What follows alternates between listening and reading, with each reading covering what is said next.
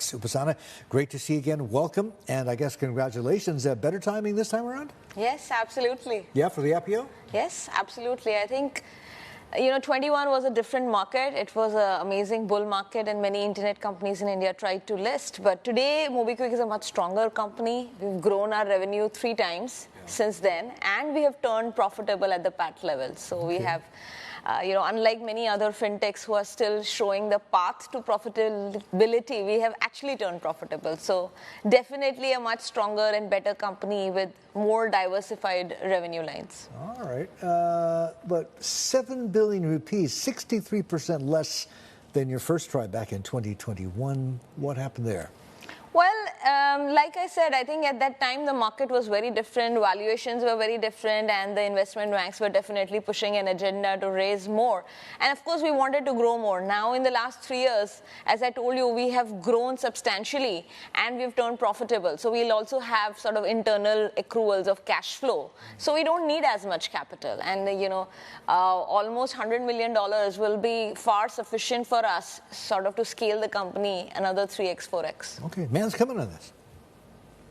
Yeah, absolutely. You were saying that you've been growing substantially, and this is one of the problems, isn't it? That quite often when you have a fast-growing sector like fintech, the regulations just can't keep up. So what do you think of the RBI's draft guidelines for self-regulation in the fintech industry, essentially for you guys to innovate responsibly?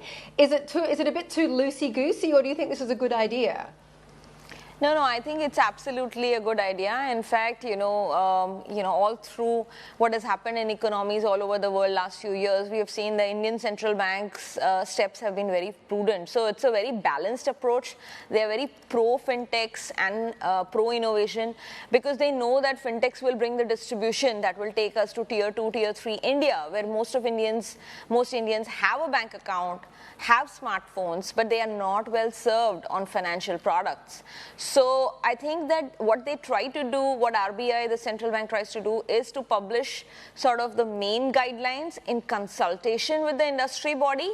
And then for all the next level finer details, I think it's a very proactive approach that they're asking, the industry bodies itself to form a self-regulatory organization and figure out the finer details, of the main guidelines they publish. I think that shows confidence in the ecosystem where they expect the fintech players to come together and self-regulate. Indeed, gives you a little bit more bandwidth for innovation. Talking of which, you recently unveiled Pocket UPI, which allows customers to be able to make payments without linking essentially their accounts to their bank account. What else have you got in the pipeline for innovation? So let me talk for a second about Pocket UPI, and then I'll tell you about 1 or 2 more interesting products that we've done.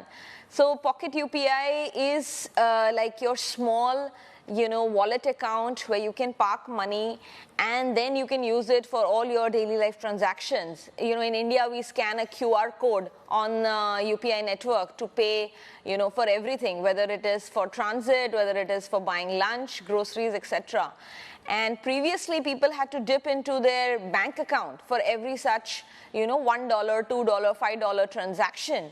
And with Pocket UPI, you can, keep your primary bank account safe, and you can dip into your Pocket UPI account, your wallet account, to make all these payments. And it not only works, it's interoperable. So it works on all the merchants, almost 100 million merchants in India accept UPI. And that's sort of the power of Pocket UPI. Keep your bank account safe, don't clutter your bank statements, and use this very simple product to make all your daily life payments.